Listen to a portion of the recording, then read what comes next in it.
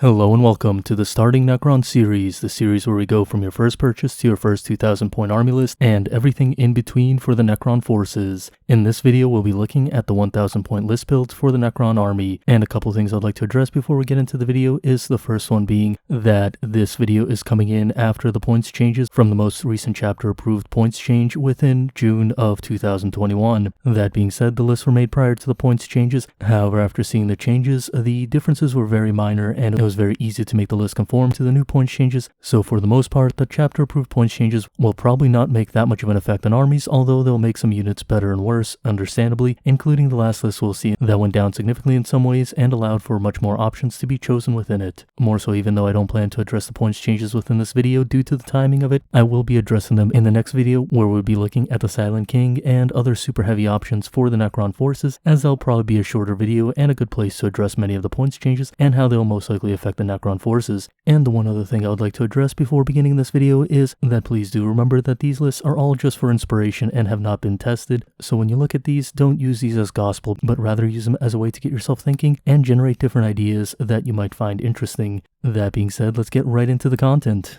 The first list we're going to look at is going to be a budget list, which will be consisting of our combat patrol box and a few extra pieces here and there. The beginning of this list will be a patrol detachment, and this list will be consisting of the Szarekhan dynasty, as it will allow you to have some interaction with psychers that you would otherwise lack, as well as giving you a little bit of a benefit here and there that will be beneficial as you play through your games. To begin off, we'll begin with our HQ choices, as every patrol detachment requires at least one. However, in this case we'll take a total of 2 different HQ choices. The first HQ choice will be an Overlord with a Staff of Light and the Warlord trait Enduring Will, and we can also give them a relic known as the Veil of Darkness. This will allow him to teleport himself along with a unit across the board. And then after the Overlord, we'll take a Royal Warden, which will just be a simple Royal Warden in this situation, and if you really so desire, you can always give the Royal Warden the Veil of Darkness instead of the Overlord, so that the Royal Warden can position himself a little bit better alongside some of your Necron warriors or immortals that you'll be teleporting with this relic. Now after the HQ choices, we'll bring along some troop choices. The first of these troop choices will be 5 immortals armed with Gauss Blasters that you get from the combat patrol box. The second choice will be 10 Necron warriors armed with Gauss Reapers, a great target to teleport with your Veil of Darkness. And the reason we're bringing a Royal Warden as well as 10 Necron warriors is because the other box we'll be purchasing is the Necron Recruit Edition to fill out the ranks within this list. Now that we have 2 troop choices, we can take an elite choice and we can take a unit of 5 death marks in order to allow us to have some mobility through their ability to deep strike onto the table, as well as perform an action and provide some cover fire after they've performed their action. However, one thing to keep in mind is that, especially as a new player, it might make a lot more sense to simply make immortals out of these death marks, as you'll probably get more mileage out of the immortals than you will out of the death marks in the long run. That being said, I like a little bit of diversity in my list, and as such I've chosen to go with 5 death marks, though do keep that in mind if you're on a bit of a budget, as at some point you might run into the situation where you want a few more immortals and find that you instead have death marks that you would rather have as immortals, especially considering that the difference between a unit of 5 immortals and a unit of 5 death marks is about a total of 5 points, meaning that regardless of which one you choose, this does not really change the list any significant way in terms of point values. Now after looking at the elite slot, we'll go to our fast attack choices. The first thing we'll bring along for our fast attacks is 3 Scarabs that you get within your Recruit Edition, and we'll bring along the 3 Tomb Blades that you get within your Combat Patrol box. The nice thing about the Tomb Blades in this situation is that you finally have enough points to go all out with their upgrades, giving them all Shadow Loom, Shield Veins, and Twin Gauss Blasters. This definitely increases their effectiveness significantly, and the fact that they're such a fast unit allows you to use that Szarekhan special stratagem in order to deny Psychers a lot more easily, since you can position them near priority Psychers with their fast mobility and get into range very quickly to deny the Witch. This means that within the Szarekhan dynasty, the mobility that they possess gives them a lot more mileage than you would expect. After the fast attack choice, we do have a heavy support slot. In this case, we have taken a total of 3 Locust Destroyers because once again you can get 3 of them for $50, and that's a rather good budget option, especially considering that the Locust Destroyers have recently been buffed very slightly with a points decrease as I desired for them when I made my heavy support video back in the day, so I'm very happy to see this change. In this situation you have 3 Locust Destroyers, and I've decided to split them into a unit of 2 and a unit of 1 because this gives you a little more versatility in terms of how you move these units around the table, and it restricts your opponent a little bit in terms of how they have to target these units. So seeing as you have the open heavy support slots, you might as well split them up, though if you really so desire you can group them up together as well. There's no harm, no foul, but I definitely would prefer keeping them split up just for that little bit of extra versatility and protection that they gain by doing so.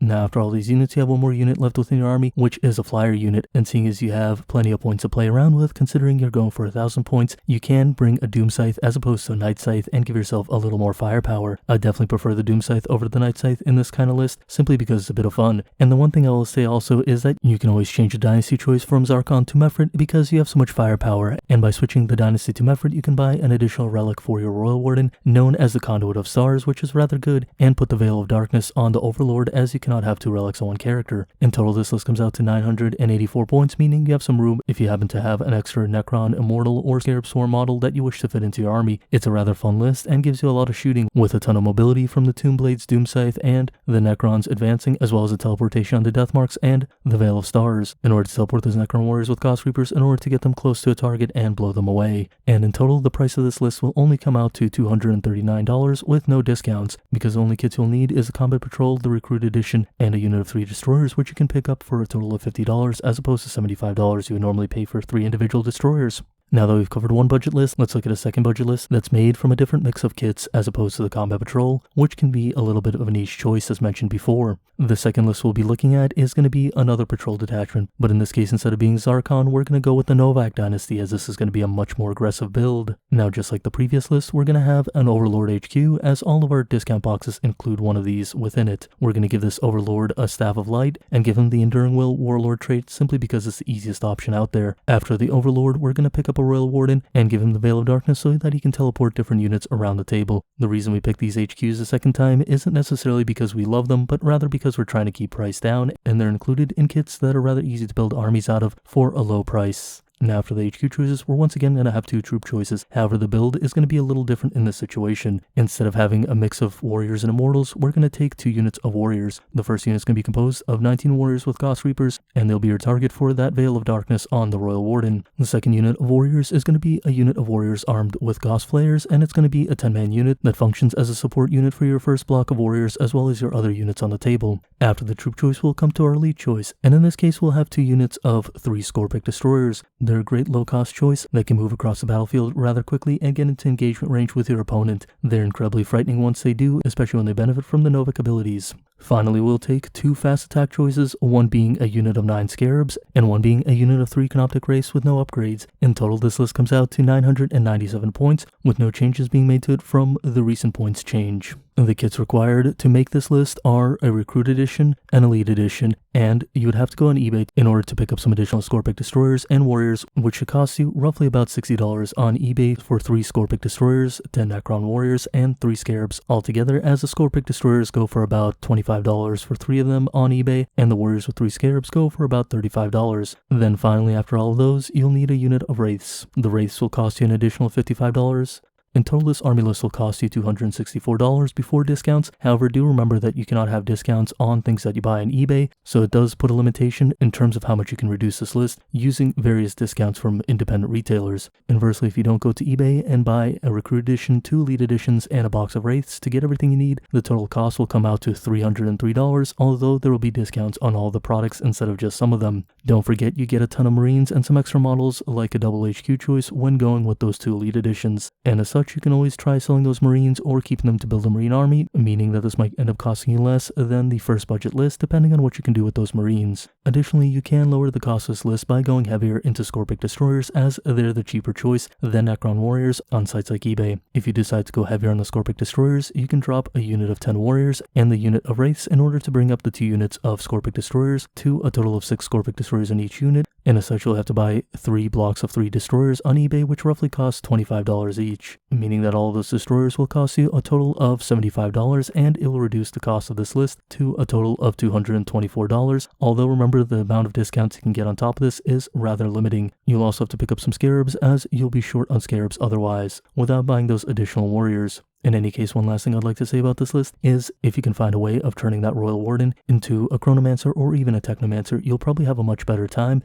as the Chronomancer can really benefit that block of 19 warriors by buffing them up to have a 5+ invulnerable save, or even benefit the large Scorpic Destroyers if you go that route by giving them an invulnerable save and the ability to reroll charge rolls. In any case, this list seems like a very fun list to play, and there's a lot of ways to reduce the cost of it, so do keep that in mind and do consider what you can do with those Marines, because in some cases you might even be able to get this list for under $200, which is rather impressive and rather awesome for an army like Necrons, considering how expensive some armies can be, so do keep that in mind, and do remember those Scorpic Destroyers can go a long way. Now that we've covered some budget lists, let's look at a couple lists that are a bit more expensive in terms of dollars, but bring a much different mix of units than what we've seen here, as most of the lists so far have been based on Necron warriors or something of the sort. The third list we're going to look at today is going to be an Outrider detachment, meaning that you only start with 3 command points when you begin the game, so do keep that in mind, as an Outrider detachment does not refund your points, unlike that of a patrol detachment or even a battalion detachment. In either case, we'll make this detachment a Relentless, Expansionist, and Eternal Conquerors custom dynasty, and you can even go with a rad-saturated custom dynasty instead, which can be a bit of fun, especially with how many close combat units you're going to be bringing to the table in this situation. To begin with, we're going to start with our HQ choices as normal. In this case, we're going to take a Catacomb Command Barge, giving it a Staff of Light and upgrading it to the Relic Voltaic Staff, and then arming it with a Gauss Cannon as well as a Warlord trait Enduring Will. After the Catacomb Command Barge, we'll be picking up a Chronomancer, which is always good. Even after the points increase, it's still a perfectly fine model to have, and we'll be giving the Chronomancer an Entropic Lance and a Veil of Darkness. If you don't want to spend your already precious command points that have been reduced significantly by taking that Outrider detachment, you can choose to drop the Voltaic Staff on the Catacomb Command Barge, as that'll be rather easy to do and won't hurt the list too much, while the Veil of Darkness is very important. Since we have a Cryptic in our list, we're going to bring a Bound Creation composed of 2 Crypto Thralls. This might be a little counterintuitive, as we've given the Cryptic a Veil of Darkness, though even then the Crypto Thralls are perfectly fine units. Now, seeing as this is an Outrider detachment, we're going to skip over the troops altogether and move straight to our elite choices. For our first elite choice, we'll take a unit of 5 Lich Guard, giving them shields and swords, and these will be a rather great unit to teleport with your Veil of Darkness, as they're a rather slow moving unit and benefit greatly by the mobility offered by the Veil of Darkness. In addition to that, you'll quickly see that most of the other units within this list are rather fast moving units, so the Lich Guard are really the only ones who need to benefit from it, and what you can do in many cases is teleport the Lich Guard up the table and let them hang out there while the other units rush to their location, as they'll be able to survive most onslaughts that come their way. Inversely, if you so choose, you can have the Lich Guard hang back and then teleport with the Chronomancer once other units are within position. For the second elite choice, we're going to take 1 Canoptic Spider, giving it a Gloom Prism and a couple Particle Beamers, simply because the Gloom Prism gives you some interaction with Psychers, and the Particle Beamers are a perfectly fine option on the Spider itself. Now that we've got some elite choices, we're going to move on to the fast attack choices, which are going to be the bread and butter of the Outrider detachment. To begin with, we're going to have 2 units of 6 Scarabs in order to interact with that Canoptic Spider, and then in addition to the Scarabs, we're going to have 1 unit of 5 Canoptic Wraiths, and then a second unit of 4 Canoptic Wraiths, neither of which are going to have any upgrades. These Canoptic Wraiths, like the rest of your army, are incredibly durable units that your opponent's going to have a hard time dealing with. As a whole, as you can see, your army is composed of things like Lich Guard, Spiders, and Wraiths,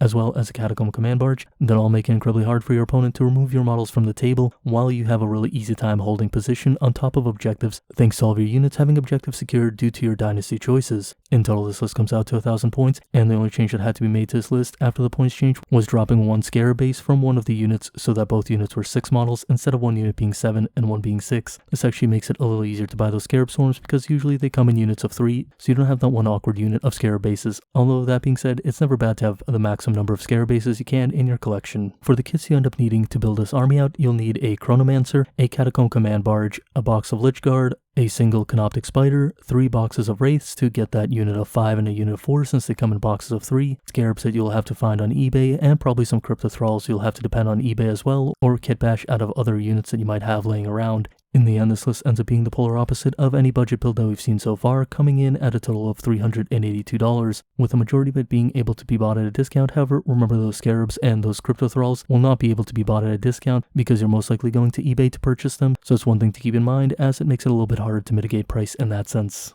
Finally, we come to the 4th list, and I usually like to make the 4th list something very exciting and interesting that's very much different from the norm. Now, to begin with, we're going to take a patrol detachment. However, this is going to be like no patrol detachment you've seen yet. We're going to make this patrol detachment the Mephrit dynasty. Now let's look at what makes a patrol detachment so exciting. To begin with our HQ choices, as this is a patrol detachment, the first HQ choice we're going to take is a Catacomb Command Barge, making it our Warlord, giving it a Gauss Cannon, giving it the Warlord trait Honorable Combatant, as well as a War Scythe that will upgrade to the Void Reaper Relic. Now for our second second HQ choice, we're going to take yet another Catacomb Command Barge, giving it a Gauss Can, then we'll give it an extra relic by upgrading its Staff of Light to a Voltaic Staff, and we'll also give it an extra Warlord trait known as Merciless Tyrant, which is unique to the Mephrit dynasty, making it yet another close combat monster that your opponent will have a hard time dealing with. Though do remember that the first Catacomb Command Barge is better at destroying characters with that Honorable Combatant Warlord trait as well as the Void Reaper relic. The second Catacomb Command Barge is more of a general use case and can do rather well against most units, but so can the first one. It's just that you want to focus down characters with the first one rather than with the second one. And seeing as this is a patrol detachment, we do need a unit of troops at the very least, and seeing as Immortals are the cheapest troop option that we can get, we'll take a unit of 5 Immortals, giving them Gauss Blasters. Realistically, these are only here to fulfill the obligation of needing a troop choice. Once you move up to 2,000 points, you can start taking Spearhead detachments and not really worrying about these Immortals whatsoever, so do keep that in mind and don't invest too heavily within them. Now for the elite choice, we're going to take one elite choice and we're going to take a Triarch Stalker. We're giving it a Twin Heavy Gauss Blaster, as that's probably the best option that we can for it. Now that's all we're going to have for the elite choice, and then we're going to move to our fast attack choices. We're going to take 2 units of 3 Scarabs, simply so they can take objectives across the map and be a little bit annoying for your opponent, as we filled our heavy support slot with 2 Doomsday Arcs. One thing to keep in mind is that Doomsday Arc has recently gone down in points, and one thing I'd like to address with the Doomsday Arcs in this situation, I did rate the Doomstalker over the Doomsday Arcs, yet all of a sudden the Doomsday Arcs are starting to see play within tournaments in lists such as this at 2,000 point games. And what I didn't consider when making those ratings was that in a list like this, the Doomsday Arc is going to be a little bit better due to all the Gauss Flare shots that it can offer in comparison to the Canoptic Doomstalker, simply because you're running so many vehicles and you don't have that much medium to light firepower, so having those extra Gauss Flare shots is a lot more beneficial than initially assumed, specifically in lists such as this. Though in other types of lists, the Doomstalker might end up being better, although after the points drop of the Doomsday Arc, it's hard to see a situation in which the Doomstalker would be better. And that's rather sad, as the Doomstalker is a rather impressive model that I really like. This vehicle heavy list ends up costing 990 points, and it actually went down in points after the recent points changed due to the Doomsday Arcs, even though the Catacomb Command Barges went up in points, though that didn't seem to slow it down in the least. One thing I'll also say about the Catacomb Command Barges is that you should definitely magnetize them, because in future iterations of this list, you can end up running them as Annihilation Barges once you end up taking 6 heavy support choices with 3 Doomsday Arcs and 3 Annihilation Barges, or 3 Tesseract Arcs and only 1 Catacomb Command Barge for your HQ choice. Though at this time, it's probably better to have 2 Catacomb Command Barges while you're at 1,000 points and don't quite have all of those heavy support choices to fill out your list with. In total, you end up needing 2 Doomsday Arcs, 2 Catacomb Command Barges, a unit of Immortals, and a Triarch Stalker, making this list come out to roughly $300, not counting the Scarabs, which you'll have to find off of eBay or find some other way to acquire them, because there's no way to buy them individually, which is rather sad, as you definitely want more Scarabs usually. All in all, I do think these kind of vehicle heavy lists will be fun to play, as your opponent will have an incredibly hard time destroying your vehicles due to how survivable they are, and you'll probably have enough firepower. As I mentioned, lists like this were popping up within tournament play at 2,000 points, and it'll be interesting to see how they evolve now that the Doomsday Arcs are significantly less expensive, coming in at a total of 60 points less for a unit of 3 of them, considering that the lists were using the Doomsday Arc as the core of their build and running a total of 3 of them, while the Catacomb Command Barge wasn't as vital to the list as the other choices. The nice thing is the Scarabs are so low cost that they allow you to take objectives, while the vehicles hold everything else, and the Scarabs are very easy to hide due to their small size. One last thing I'll say about this list is that you can also make it an Eternal Conquerors and Relentless Expansionists, so they can make all of your vehicles have objectives secured, and as they'll have an easy time parking on an objective and just sitting there as your opponent tries to destroy them with no success, and as such it makes it really hard for your opponent to move you off of those objectives unless they're able to swarm you down with objective secured units. However, all that Gauss Flare firepower as well as the firepower of other units will definitely make it harder for them to hold the objectives with smaller objective secured troops. In short, you're definitely trying to play with your heavy firepower and holding objectives, so you might be able to do quite a lot with this list, and it's one that I definitely look forward to seeing in tournaments in the future. Hopefully you've enjoyed seeing these lists, and hopefully I brought you some different lists that got you thinking about different ways of building Necron forces, as well as providing you with some entertainment within this video. Anyway, as always, if you've enjoyed the content, please remember to like and subscribe, as it really does help the channel out, and if you know anyone who can benefit from this video or any of the other videos on my channel, please do share the content, as it can help other players out in terms of buying and building an army. And as always, I'd like to give a shout out to my patrons for supporting the channel. Thank you very much, you guys are awesome people. One other thing I'll mention about the patrons is I've received a couple new patrons recently. If you're one of those new patrons and you don't see your name at the end screen there, I send all my patrons a message on Patreon asking if it would be okay to put their name on there, because privacy is incredibly important to me. So if you would like to see your name on there and you're already a patron, please respond to that message, allow me to put your name up there, and it'll be up there within the next video. And regardless if you're a patron or not, thank you for watching and have a great day. See you next time. Bye.